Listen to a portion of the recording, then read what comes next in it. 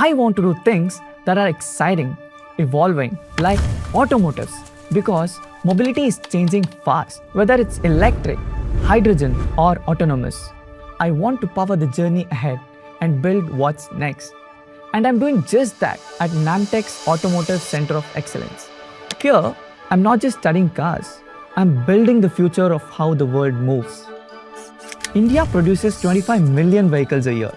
But as the world shifts to cleaner, smarter mobility, the industry needs people who understand every way in which a vehicle can be powered. From engines, to batteries, to hydrogen systems. I get access to real components, real builds, real performance data.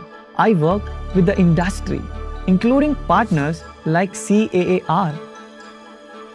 Safer systems, predictive diagnostics, and software that upgrades vehicle long after they leave the factory.